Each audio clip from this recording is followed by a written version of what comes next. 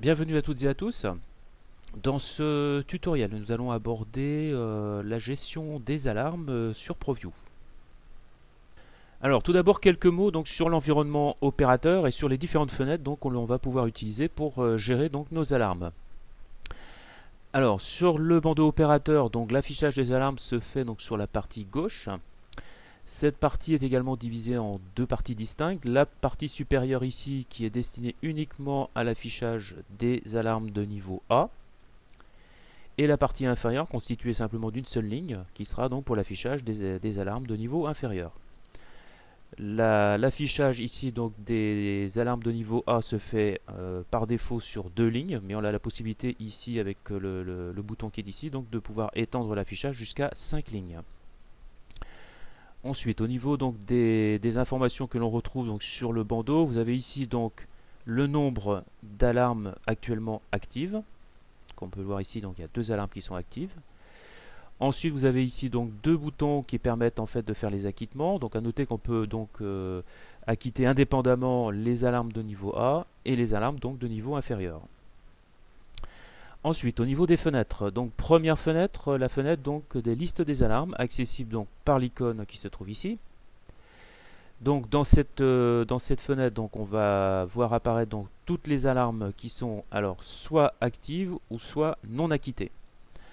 Donc on a ici le niveau de priorité d'alarme qui est affiché ici, avec un petit carré de couleur en début de ligne qui fait référence bien sûr donc à la couleur du message affiché dans le bandeau.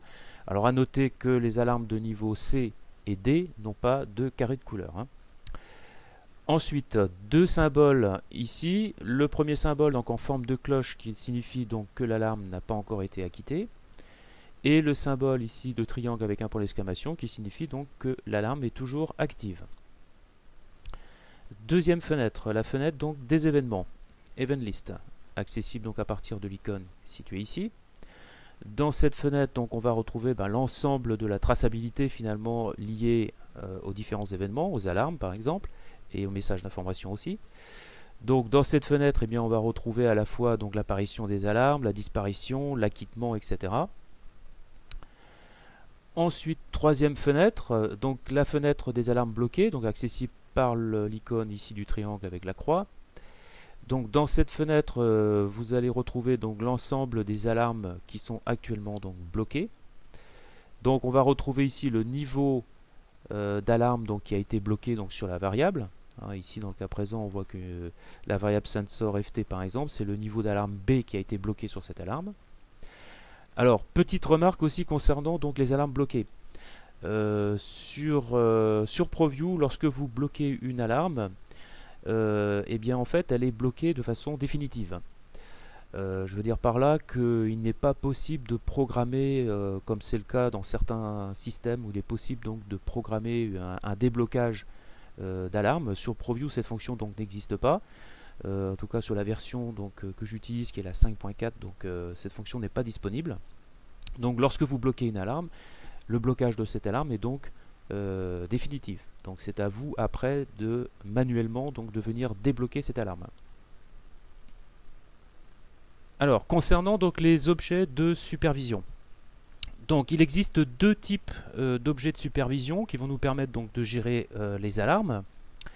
Le premier objet, c'est un objet de type ASUP pour Analog Supervision que l'on va utiliser donc sur une variable analogique, et un objet de type DSUP que l'on va utiliser donc sur une variable digitale.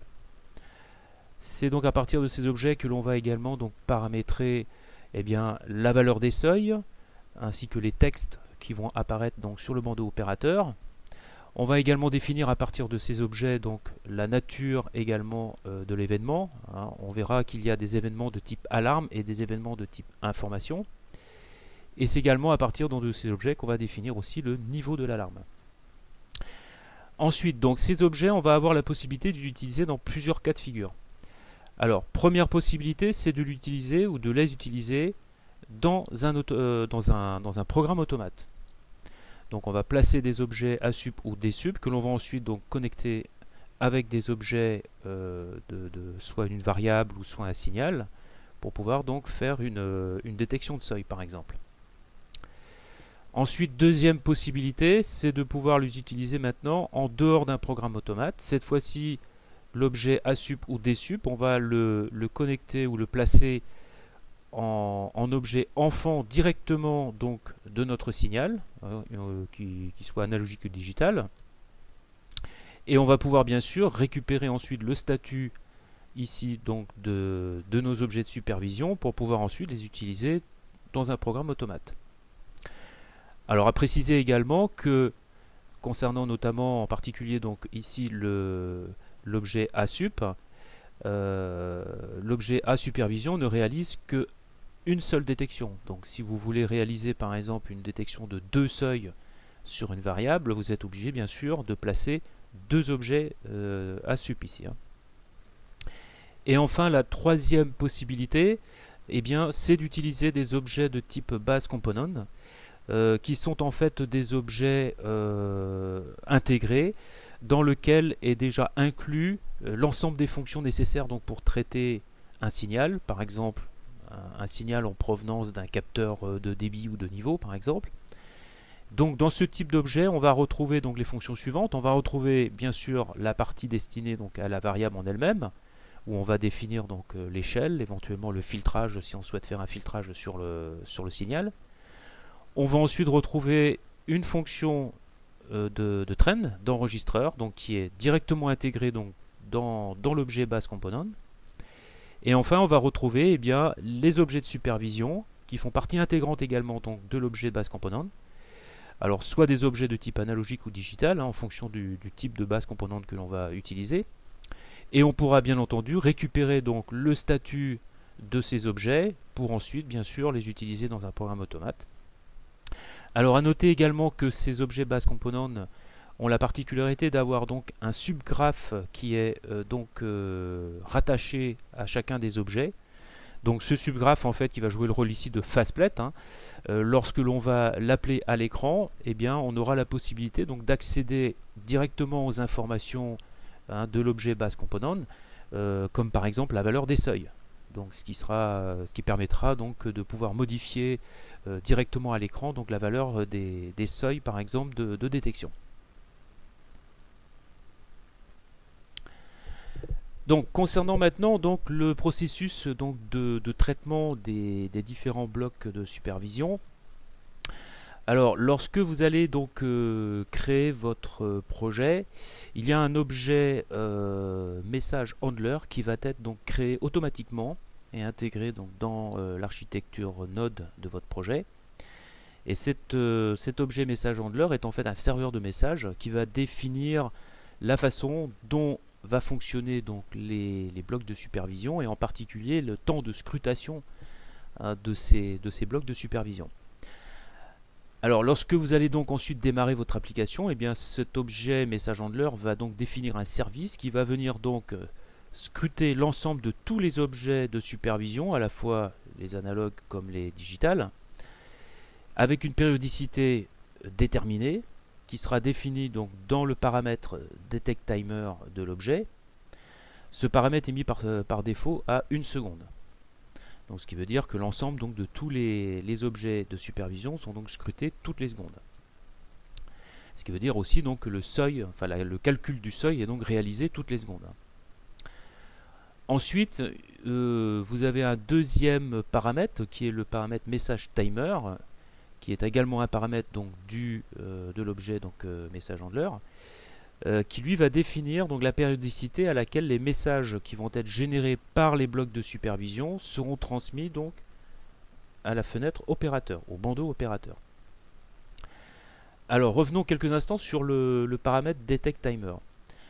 Ce paramètre a quand même une certaine importance, tout simplement parce que si vous avez par exemple des phénomènes transitoires relativement court sur une variable donc, qui va par exemple monter, dépasser le seuil et puis par la suite donc redescendre en dessous du seuil. Si ce phénomène est très court, inférieur à la seconde par exemple, alors que vous avez déterminé un temps DetectTimer à la seconde, il se peut que le bloc de supervision associé à cette variable ne puisse pas voir le phénomène donc de montée-descente de votre variable. Et donc vous risquez de ne pas déclencher l'alarme.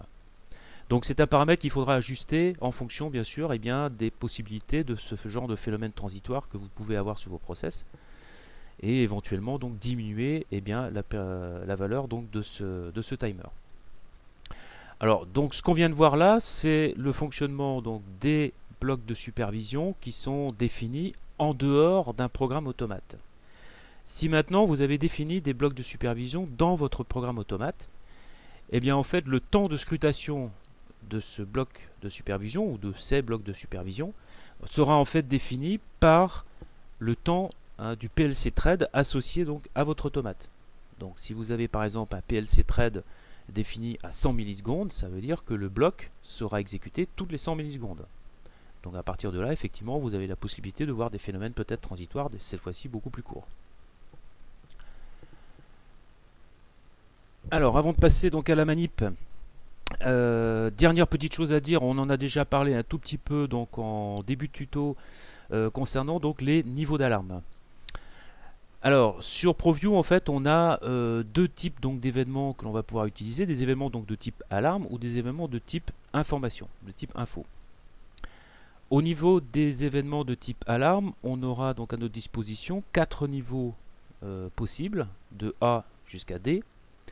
Les niveaux d'alarme A, qui sont les niveaux d'alarme prioritaires, eux seront affichés exclusivement donc sur la partie supérieure ici du bandeau d'alarme. Et les alarmes ensuite donc de niveau B, C et D seront affichées donc sur la ligne inférieure donc du bandeau d'alarme ici. Et enfin donc les événements de type information, eux seront uniquement affichés donc sur la ligne inférieure du bandeau d'alarme.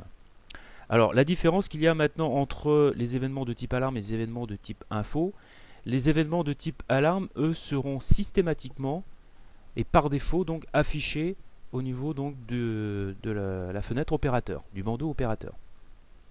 Par contre, les événements de type information, eux pourront, par programmation ou par paramétrage, on va pouvoir définir si on affiche ou si on n'affiche pas ce message. Alors on verra tout à l'heure lors de la manipulation quel est l'intérêt, quel peut être l'intérêt de ne pas l'afficher justement sur le bandeau opérateur. Et enfin donc concernant après donc l'affichage ici donc sur la ligne du bandeau d'alarme ici, eh bien la priorité d'affichage sera définie évidemment par la priorité, par la hiérarchie qui est ici donc au niveau des niveaux d'alarme. Si vous avez par exemple une alarme de niveau D qui est affichée ici sur la ligne, et que vous avez ensuite une alarme de type information qui apparaît, enfin qui est générée, elle ne sera pas affichée. Elle sera affichée en fait à l'arrière, quoi. Il faudra d'abord acquitter donc l'alarme de niveau D avant de pouvoir lire l'alarme ici de type info. Et si vous avez une alarme de type D qui est déjà affichée à l'écran et que vous avez une alarme de type C qui apparaît, l'alarme de type C va venir bien sûr devant l'alarme de type D en termes d'affichage. Donc la priorité ici donc des alarmes, le niveau de priorité des alarmes est défini uniquement pour l'affichage au niveau du bandeau opérateur. Ça ne définit pas la priorité en termes de détection. L'ensemble de toutes les alarmes, que ce soit des alarmes ou des informations d'ailleurs, générées donc par des blocs de supervision, sont exécutées de toute façon dans la même périodicité. Donc la priorité de détection est identique pour l'ensemble de tous les blocs de supervision, quel que soit son niveau d'alarme. Le niveau d'alarme est encore une fois défini uniquement que pour la partie affichage. Ok, donc je vous propose maintenant donc de passer à la réalisation des tests de l'ensemble de ces différentes alarmes à partir donc d'un petit projet de démonstration. Bien, alors on va regarder, avant de commencer donc les tests, on va regarder un petit peu la structure du programme, du projet test que je vous propose ici. Alors, dans ce projet, donc j'ai créé une page automate. Ensuite, j'ai déclaré donc deux variables, une variable AV1 que l'on va utiliser donc dans le programme automate. Une variable AV2, alors les deux variables sont de type AV, analog value. Une variable AV2 ici à laquelle donc j'ai rattaché donc en objet enfant un objet donc A supervision. Et ici donc un objet de type donc base component et j'ai utilisé ici un objet base sensor. hein, qui est donc un objet destiné au traitement de capteurs de toutes sortes, hein, que ce soit capteurs de niveau, de débit, de pression, etc. Alors, au niveau du programme automate, on va retrouver quoi? On va retrouver donc notre variable AV1 qui est ici, avec donc deux objets à supervision. Un premier objet qui va détecter le premier seuil, avec le texte donc AV1-H alarme, et un deuxième objet qui va détecter donc le deuxième seuil, et avec le texte donc AV1-HH alarme. Alors, le premier objet ici, si on regarde un peu dans le détail, alors c'est un objet, donc ici vous avez donc les attributs dans lesquels vous définissez donc les textes, hein. Donc vous avez un texte pour la détection du seuil, le texte qui va apparaître, et un texte lorsque donc l'alarme va disparaître. Voilà, j'ai mis ici, donc j'ai précisé return à la fin ici. Alors c'est ici donc on va définir le type d'événement que l'on va définir donc sur cet objet de la supervision. Et donc il y a deux événements principaux ici, donc soit des événements de type alarme, soit des événements de type information. On va y revenir après également sur l'événement de type info. Donc ici c'est un événement de type alarme. Ici on va définir la priorité de l'alarme. Donc pour le premier seuil je vais le définir en priorité B. Le deuxième seuil ce sera priorité A. Ici, en événement flag, vous laissez les valeurs par défaut. Ensuite, ici, on a l'attribut, donc c'est-à-dire en fait le nom de la variable auquel est rattaché le bloc. Alors normalement, lorsque vous faites le lien ici, normalement, l'attribut se met automatiquement. Mais il faut vérifier quand même que la variable a été placée correctement ici. Contrôle limite, c'est la valeur du seuil. Voilà, je l'ai fixé ici à 60. La variable AV1 évolue entre 0 et 100. Vous avez la possibilité de mettre ici un hystérésis.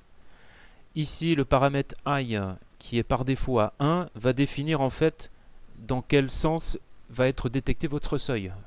Si cette valeur est égale à 1, c'est si jamais je dépasse la valeur du seuil, c'est là que l'alarme va être générée. Si je mets le I à 0, au contraire, maintenant c'est l'inverse, c'est quand je dépasse mais en descendant, au niveau du seuil, que l'alarme va être détectée. Vous pouvez également mettre ici une unité, par exemple pourcentage, on pourrait le mettre ici. Ici ce sont des valeurs par défaut, donc pour l'instant on ne va pas y toucher. Ok. Ensuite, concernant le deuxième objet ici, donc lui la différence qu'il a par rapport à l'objet précédent, donc c'est celui-ci, j'ai mis donc une priorité A. Le texte d'alarme, évidemment, il est adapté par rapport au deuxième seuil, HH. Et c'est tout. La valeur donc de seuil ici, au lieu d'être à 60, je l'ai mis à 80. Autrement, les autres paramètres sont identiques. Ok. Alors, vous constatez qu'ici, j'ai rajouté également un autre bloc, cette fois-ci un D-supervision ici. Alors, j'y reviendrai tout à l'heure et je vous expliquerai pourquoi est-ce que j'ai rajouté ici ce bloc rattaché donc au bloc de supervision ici de premier seuil. Donc pour l'instant je n'en dis pas plus.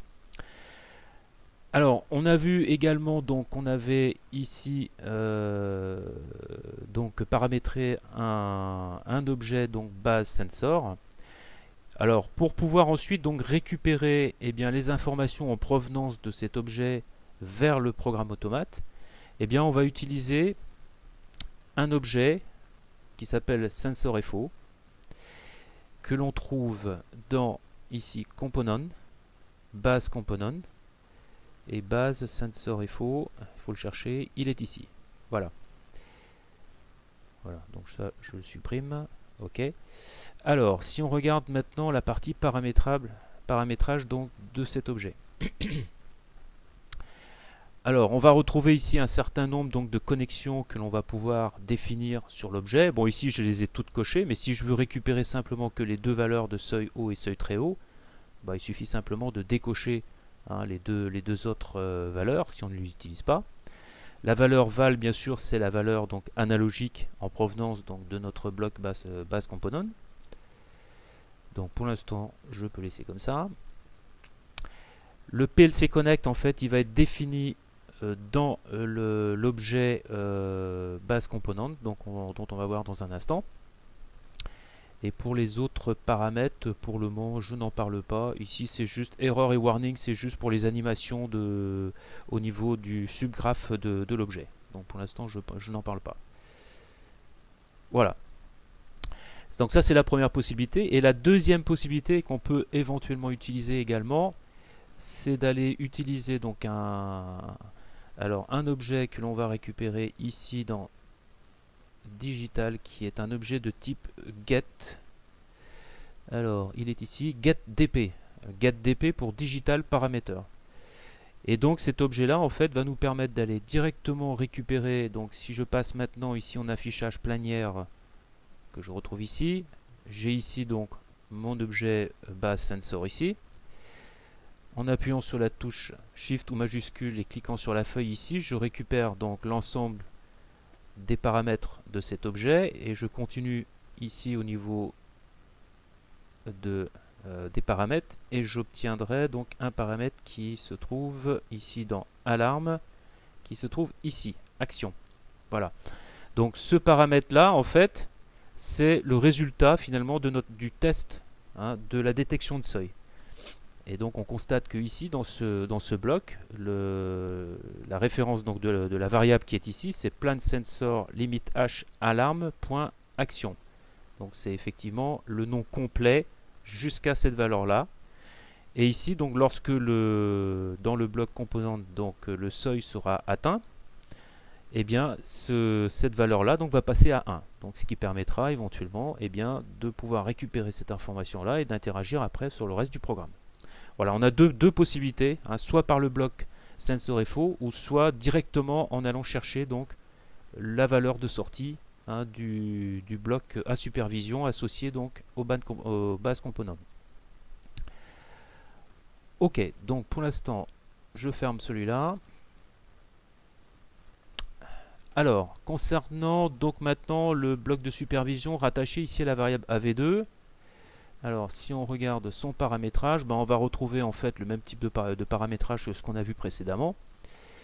Donc ici vous avez les textes, donc type d'événement, pareil, je l'ai mis en type d'alarme également. Le niveau de priorité ici, je l'ai mis en niveau C. L'attribut, donc l'attribut bien sûr c'est la valeur donc, de la variable AV2, mais normalement cet attribut se met automatiquement lorsque vous placez votre objet à supervision ici. Donc juste pour rappel, cet objet à supervision, vous allez le trouver donc ici dans Planned Supervision, et là vous avez donc les deux types d'objets, soit l'analogique, soit le digital. Donc vous le sélectionnez, par exemple ici, et vous venez donc placer votre index de souris donc sur le symbole devant votre variable et vous faites un clic du milieu avec la souris pour le placer en tant qu'enfant. Voilà. Alors ensuite, les bases sensors.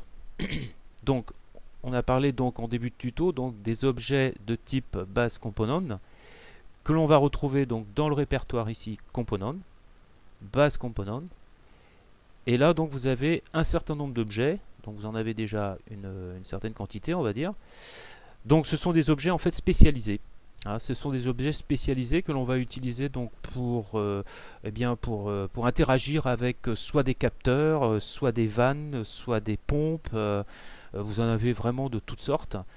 Ici je vais faire référence uniquement pour l'instant donc aux objets qui seraient utilisables donc pour des capteurs. Donc vous avez par exemple le Base Flow Sensor qui est ici pour un capteur de débit.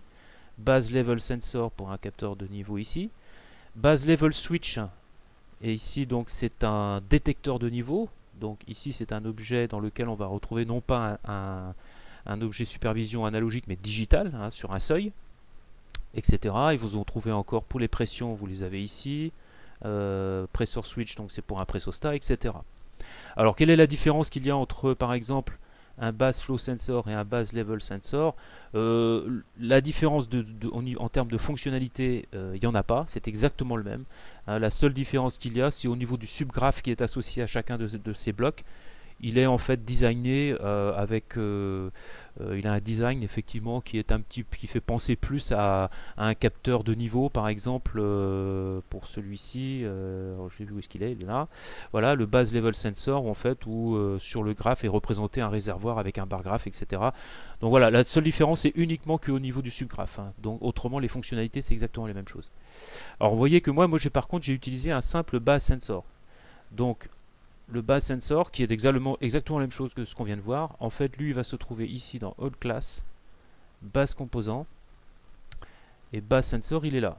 Donc lui, par contre, c'est un objet base componente pour les capteurs sans affectation particulière. Donc celui-là, il est vraiment un peu universel. Vous pouvez après l'utiliser avec les capteurs que vous voulez, quoi, pression, débit, température, etc. Voilà. Alors, on va regarder un petit peu maintenant de quoi est constitué cet objet. Alors, on constate donc que dans cet objet, eh bien, vous avez donc une partie destinée donc à la valeur ici donc de la variable où on définit donc l'échelle entre autres. Également ici qu'on va définir donc la connexion avec l'entrée physique, hein, pour récupérer donc le signal de notre capteur. C'est ici que ça se passe. Je vais y revenir dans un instant. Ensuite ici, vous avez les objets de supervision donc pour la détection des seuils. Donc vous avez ici deux seuils deux seuils hauts et deux seuils bas. Donc si on les ouvre, eh bien c'est ici qu'on place donc la valeur de détection. Pareil, également un hystérésis. Time delay, ce qui permet d'avoir une alarme retardée également, que l'on peut éventuellement définir ici. Ensuite, lorsqu'on ouvre alarme, c'est ici qu'on retrouve donc les textes. Le type d'événement, si c'est de l'alarme ou de l'information, le niveau de priorité de l'alarme, il est fixé ici. L'attribut Plant Sensor, normalement ça s'est mis automatiquement. Normalement vous devez pas, ça doit se mettre par défaut. Donc voilà. Ensuite on retrouve... alors si, il y a quand même une chose qu'il faut penser à faire. Alors je vais être obligé de le fermer. Et ici... Open Object. Voilà. Alors, vous voyez qu'ici, dans le paramètre, vous avez un paramètre qui s'appelle ici PLC Connect. Alors PLC Connect, ça veut dire quoi? Ça veut dire qu'en fait, il va falloir dire à l'objet base sensor ici, quel est l'objet qui lui fait référence dans le programme automate. Donc si maintenant on va ouvrir l'arborescence de notre automate, on va retrouver ici notre objet base sensor FO qu'on avait vu tout à l'heure donc sur la page automate. Et donc il va falloir venir, eh bien, il va falloir venir donc placer ici dans l'attribut PLC Connect le nom de cet objet là, de façon à dire donc à cet objet là, voilà l'objet auquel tu fais référence pour nous renvoyer les valeurs vers le programme automate. Donc pensez effectivement ici, hein, à paramétrer donc le PLC Connect ici. Alors, on a vu tout à l'heure également qu'il y avait ici un autre paramètre, donc signal channel connection, qui était ici non vide, hein. Il y a quelque chose qui est effectivement paramétré ici. Alors ça, c'est une particularité que j'ai également notée lorsque j'ai voulu tester ce bloc. C'est que pour pouvoir tester le bloc de type base sensor ici, il faut absolument qu'il soit connecté à une valeur ici au niveau donc, de ce paramètre. Donc pour ce faire, eh bien, vous déclarez, même si vous n'avez pas de rack d'entrée-sortie, hein, de raccorder sur votre station, ce qui est mon cas, mais il est absolument nécessaire d'avoir une variable de type channel déclarée donc dans votre arborescence node ici, et de le connecter donc au signal channel connection de votre objet ici base sensor. Donc pour créer cette variable, vous allez donc ici dans node, vous allez ensuite dans IO channel. Donc là c'est une variable de type analogique que l'on utilise ici. Donc on va sélectionner channel AI. Vous venez ici dans le répertoire IO, qui est un répertoire qui est placé par défaut quand vous créez votre projet. Et vous cliquez ici avec le bouton milieu de votre souris. Et vous avez donc ici le channel qui va être rattaché donc dans ce répertoire. Et après vous le nommez comme vous souhaitez, hein. Voilà. Mais il faut penser à le faire parce que sinon vous aurez une erreur après à la compilation. Lorsque vous allez faire un build de votre projet, vous allez avoir une erreur. Il va vous dire qu'il n'y a pas de channel, donc de signal connecté sur le, ici sur l'attribut channel connection, donc ça ne marchera pas. Ok, donc ça c'était donc pour la partie plant ici.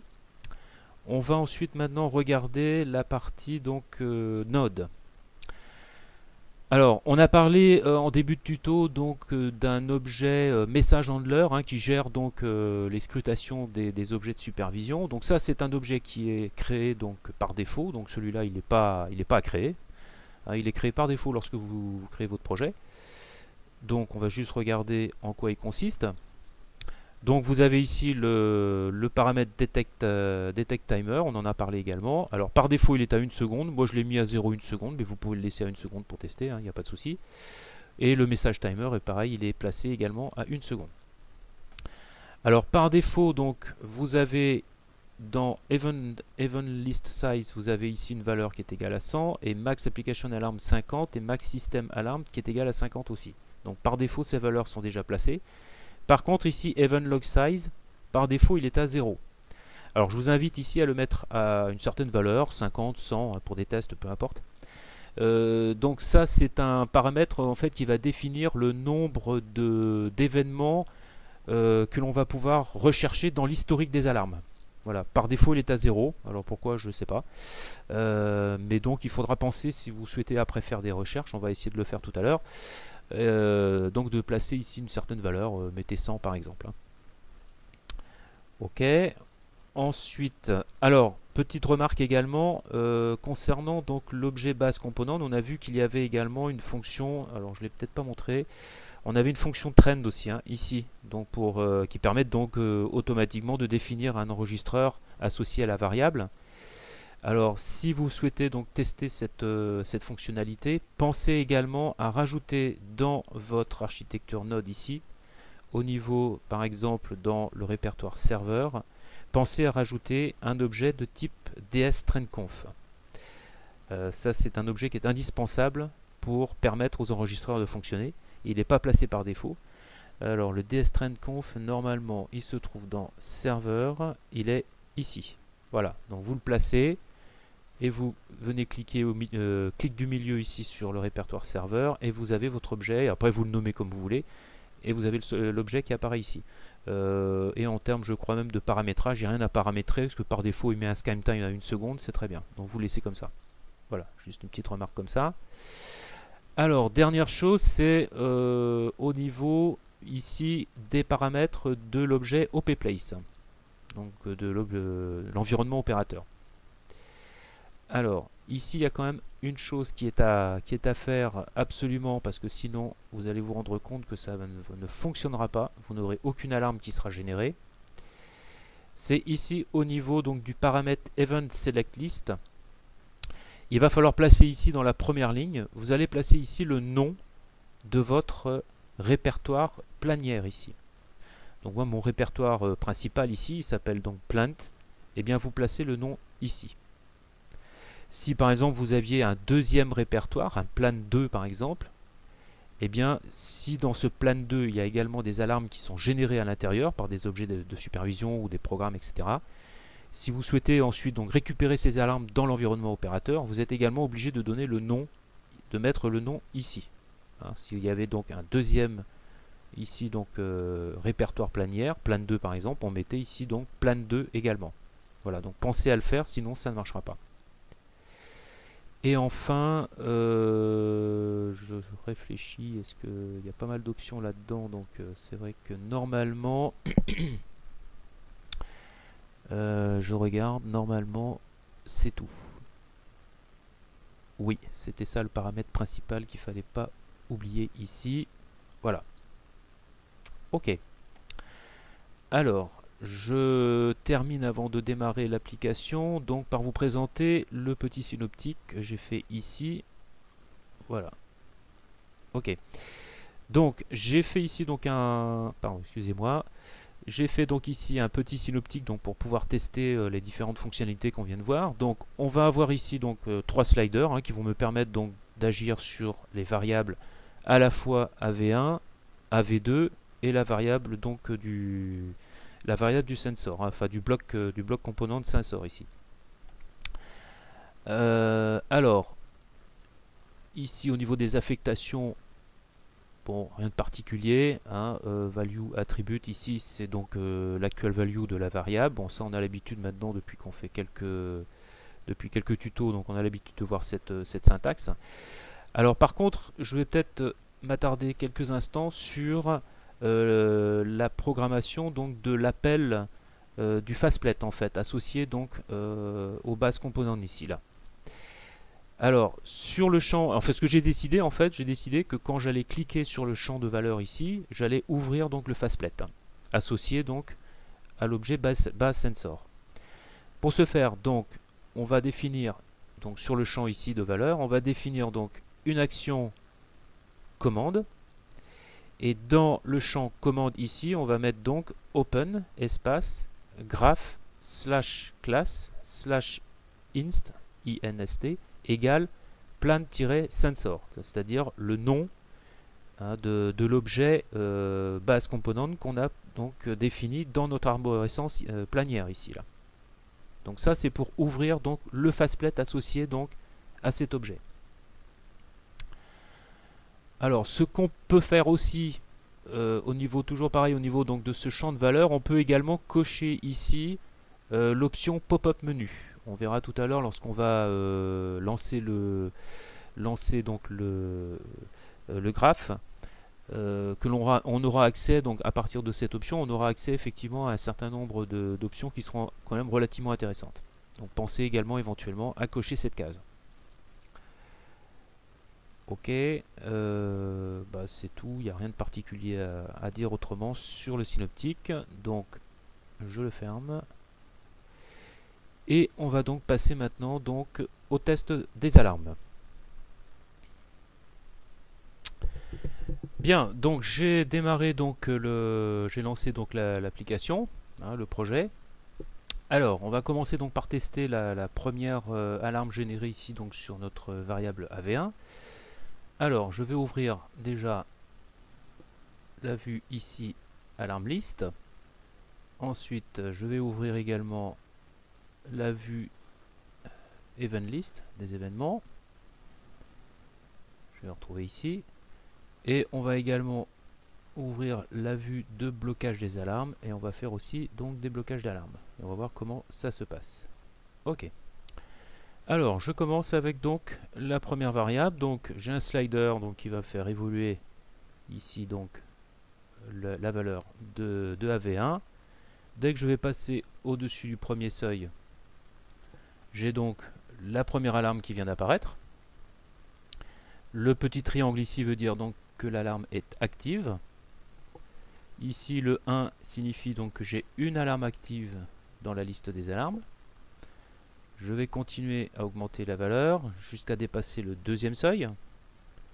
Et on obtient ici donc le deuxième message ici. Même chose avec le petit triangle qui dit qu'elle est active. Et on la retrouve bien sûr donc dans la liste des alarmes ainsi que dans la liste des événements. Je vais maintenant passer en dessous du seuil. Alors en dessous déjà du deuxième seuil, vous voyez que le triangle a disparu. Donc ça veut dire que l'alarme n'est plus active. On voit également ici le petit triangle qui a disparu également ici dans la liste des alarmes, qui signifie donc que l'alarme n'est plus active. Et dans la liste des événements, on retrouve ici un symbole point d'exclamation qui est barré d'une croix et qui signifie ici donc que l'alarme a disparu. Et on voit ici le texte donc que j'avais programmé, hein, pour la disparition de l'alarme, où à la fin j'avais ici mentionné le terme return ici. Et je continue donc à descendre. Je passe en dessous maintenant du premier seuil. Le petit triangle vient de disparaître là aussi. Donc ici, il n'y en a plus aucune qui est active. Par contre, elles ne sont pas acquittées, donc elles sont toujours présentes dans la liste des alarmes.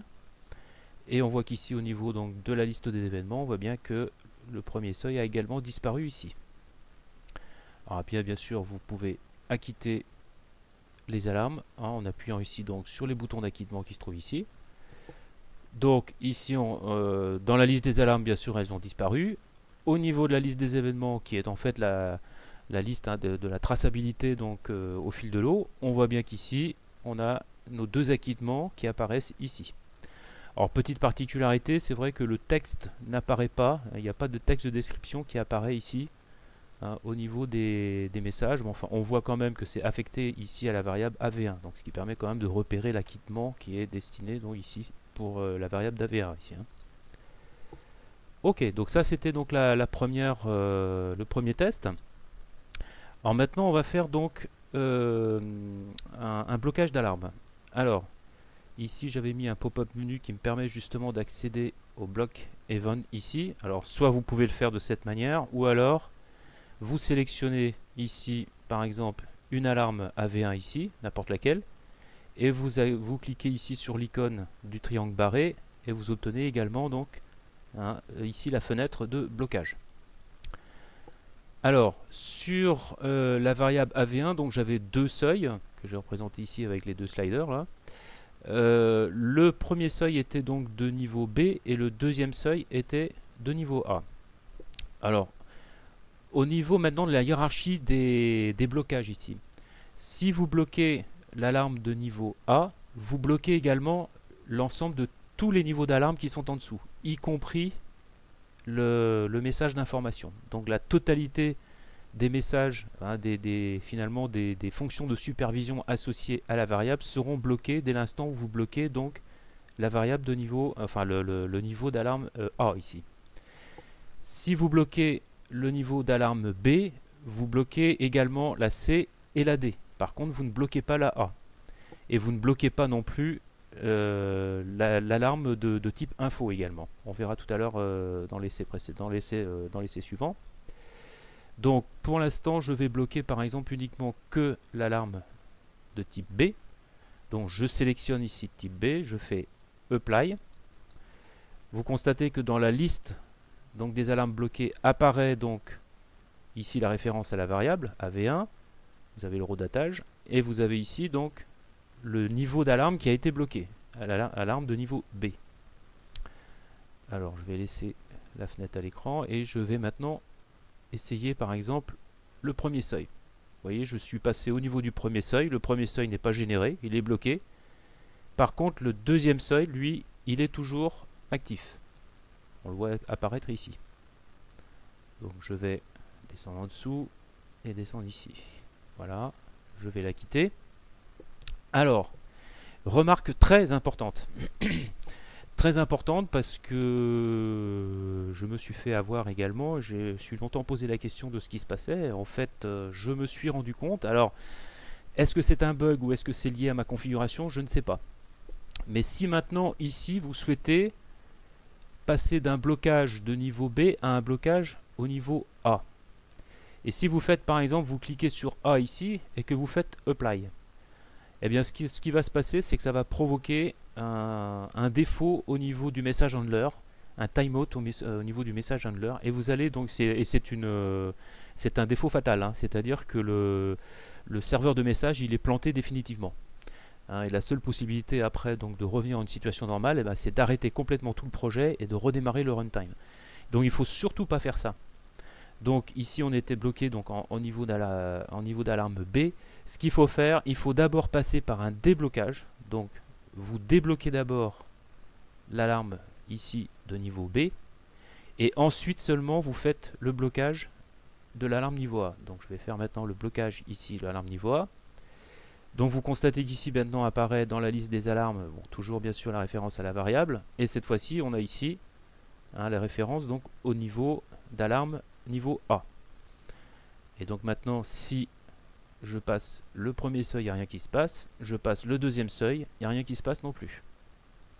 Voilà. Donc là on a complètement bloqué la totalité des variables, enfin des alarmes. Voilà. Alors, je vais débloquer maintenant l'alarme. Voilà.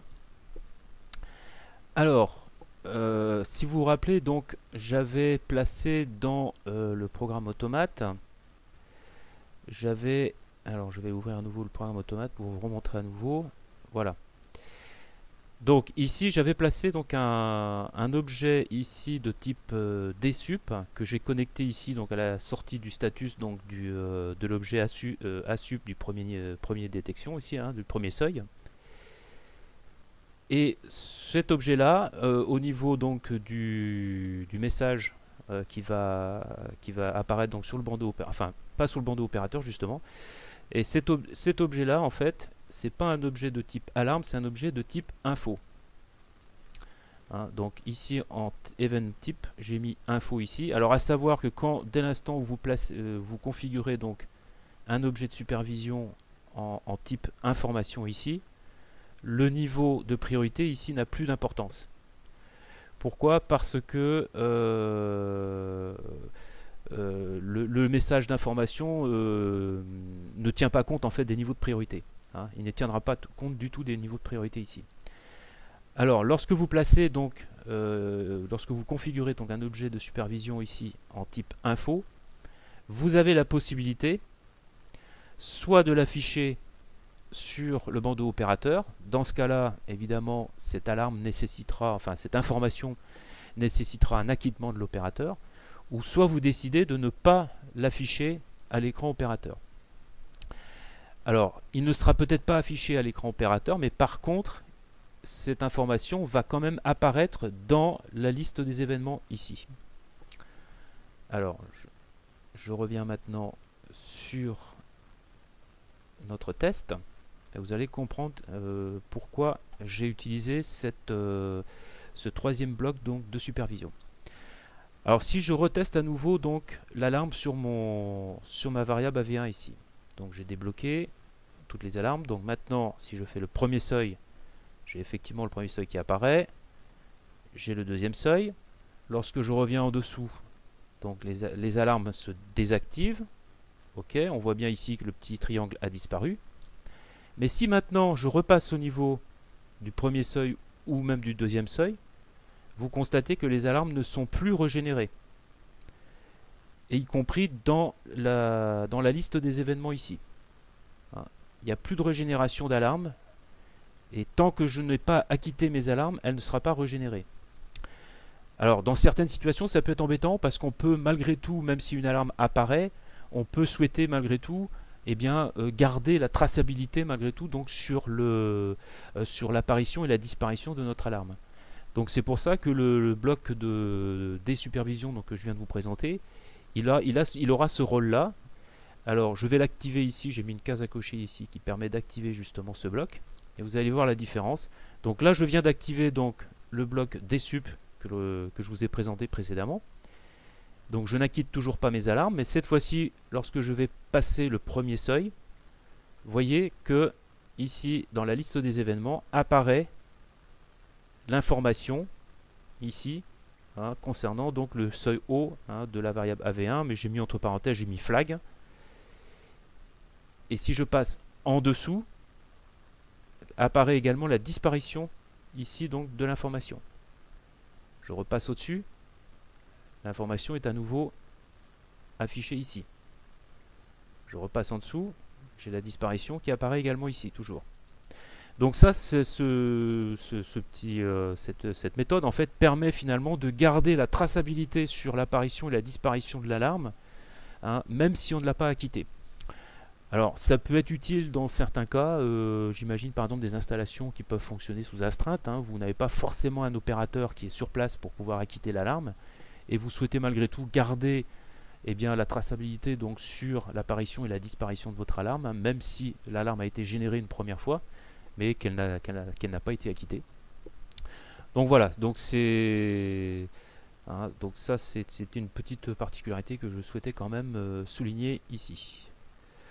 Ok, donc je désactive ça, je vais fermer ça, je vais également donc acquitter mes alarmes. Voilà, donc ça c'était le premier test. Alors le deuxième test donc sur la V2 ici, donc c'est le bloc de supervision directement rattaché donc à la variable. Donc ici même chose, je vais passer au-dessus du seuil. Et ici donc on voit, alors je l'avais configuré ici en niveau de priorité C, et on le voit apparaître, vous voyez la couleur est différente, hein, elle n'est pas en jaune, elle est en bleu. Bon, autrement le fonctionnement est rigoureusement identique. Lorsque vous passez en dessous, il y a le petit triangle qui disparaît. Donc vous la quittez également, donc vous avez également la traçabilité qui est ici au niveau de la liste des événements. Alors, si maintenant, au niveau des priorités d'affichage, on va par exemple générer une alarme de type C, ici, et on va également générer une alarme de type B. Vous allez voir que l'alarme donc de type B va venir dessus l'alarme de type C. Et pour pouvoir prendre connaissance donc de l'alarme de type C, il faut d'abord évidemment acquitter l'alarme de niveau supérieur. Donc la type B, on acquitte, et on acquitte ensuite la type C. Voilà. Je reviens en dessous, et je reviens en dessous. Qu'est-ce que je peux dire de plus? Bah, ici, même chose au niveau donc de du blocage donc de cette alarme. Donc c'est une alarme de type C, donc je vais bloquer ici l'alarme de type C. Voilà, elle apparaît ici. Donc, alors vous voyez qu'il n'a pas de petit carré de couleur, hein, ce que j'avais dit. Donc les variables de type C et D n'ont pas de carré de couleur ici, alors que les types B ont un carré de couleur et également les informations, également un carré de couleur vert ici. Donc je viens de bloquer l'alarme donc de type C. Donc maintenant si je génère mon seuil, eh ben, effectivement hein, il n'apparaît pas dans le bandeau d'alarme non plus. Voilà. Ensuite je débloque, apply, et là à nouveau mon alarme apparaît. Voilà. Alors juste rappel, je ne sais pas si je l'ai dit, mais en fait hein, les alarmes, enfin les événements de type alarme seront de toute façon obligatoirement affichés sur le bandeau opérateur. Donc ils nécessitent obligatoirement un acquittement hein, pour disparaître. Ce qui n'est pas le cas donc des événements de type information qu'on a vu précédemment ici, donc hein, où si on ne les fait pas apparaître donc sur le bandeau opérateur hein, avec l'option donc info Windows là, eh bien en fait ces variables n'apparaissent uniquement que dans la liste des événements. Ok. Et on va terminer donc avec ici donc le base sensor. Donc on avait mis un accès donc au subgraphe. Hein, lorsque je clique ici donc sur la valeur du champ, j'ouvre donc le subgraphe associé donc à cet objet base sensor. Alors encore une fois, ça c'est donc un subgraphe standard hein, qui est livré donc avec ProView. Celui-ci donc c'est un subgraphe donc un peu universel, hein, il peut correspondre un peu à tout type de capteur.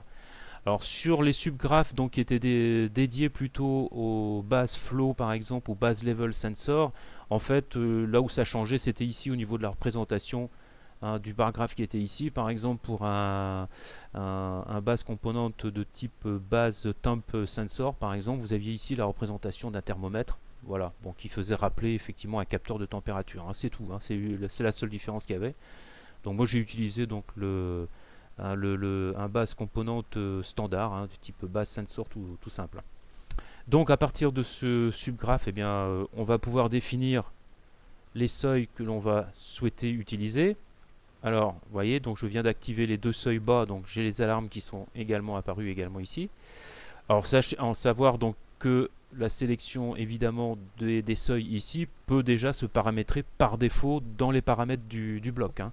Et quand on ouvre donc, quand on démarre donc l'application, les cases à cocher sont déjà cochées quoi en fait. Hein. Mais là je vais pas, j'ai laissé les paramètres par défaut qui étaient à 0, donc forcément il n'y avait aucun seuil qui était prédéfini. Donc à partir d'ici après, bah, vous pouvez cliquer et puis changer la valeur des seuils. Voilà, hein, vous changez ici comme vous voulez. Ou vous pouvez même utiliser les sliders ici pour directement changer les seuils simplement en glissant le slider ici. Même chose pour les seuils hauts qui sont ici. Voilà. Alors ensuite lorsque je fais évoluer donc ma variable, voilà, je vais venir entre les deux seuils ici. Donc il n'y a plus aucun seuil d'actif. Je peux maintenant les acquitter. Et si je viens maintenant générer le premier seuil haut, le deuxième seuil haut, voilà, et vous avez donc les messages associés. Alors à savoir que les messages qui sont ici sont déjà prédéfinis tels quels hein, dans les objets. Bien sûr les messages vous pouvez les changer, mettre ce que vous voulez, hein, évidemment. Mais par défaut il y a déjà des messages qui sont déjà définis là. Donc je les acquitte, ok, et je peux revenir ensuite ici. Voilà, et ils disparaissent donc de la... Ils disparaissent ici donc de la liste des alarmes. Alors j'en profite également, là j'anticipe un petit peu donc sur un tuto qui suivra, concernant donc les subgraphes. Donc là le subgraphe que vous avez ici, donc c'est un subgraphe standard hein, qui est fourni donc avec ProView. Mais il faut savoir qu'avec ProView, il est toujours possible également de créer ses propres subgraphes. Donc je vais juste vous présenter ici un subgraphe que j'ai créé et qui est en fait exactement le même, les mêmes fonctionnalités en tout cas que le subgraphe que vous avez ici et que j'utilise moi personnellement en substitution finalement du subgraphe ici standard de ProView. Alors le subgraphe le voilà. Donc on retrouve le même principe, hein, le bar graph qui est comme ici, vous avez les petits index ici donc qui sont également les index qu'on retrouve ici pour régler les seuils. Vous avez la possibilité, même chose, de pouvoir ici taper directement ici la valeur des seuils. Même chose de sélectionner ici donc les seuils que vous souhaitez utiliser. J'ai rajouté en plus ici moi un petit enregistreur qui permet en fait d'avoir une petite vision au niveau de la tendance de la variable, pourquoi pas. Et au niveau de l'accès ici aux fonctions qui sont ici représentées par des icônes sur ce faceplate, ici je l'y accède moi par un menu ici. Et donc on a effectivement la possibilité d'accéder donc à un enregistreur qui est lui associé donc à la variable ici, la variable de sensor, et donc effectivement lorsque vous déplacez donc, vous faites évoluer la variable, bon, vous voyez l'enregistreur qui suit également la variable. Voilà. Ok. Donc voilà, je ne vais pas en dire plus, c'était juste pour vous montrer, donc on pouvait effectivement avoir des alternatives en fait aux subgraphes fournis en standard avec ProView. Vous pouvez créer vous-même vos propres subgraphes. Donc j'aurai l'occasion d'y revenir un peu plus dans le détail, de faire un tuto spécifique sur ce type donc de personnalisation du système. Voilà. Donc je ferme ici. Je vais la quitter. Encore une fois. Voilà. Et je ferme. Et ben je pense qu'on a fait le tour à peu près au niveau des fonctionnalités. Donc surtout n'hésitez pas maintenant si vous souhaitez des informations complémentaires donc sur le test que l'on vient de faire, n'hésitez pas donc à me laisser un message sur la chaîne. Donc on va s'arrêter là. Donc je ferme les fenêtres ici, ici, et je ferme donc mon application. Voilà. Donc je vous remercie de votre attention et je vous donne donc rendez-vous sur les prochains tutos.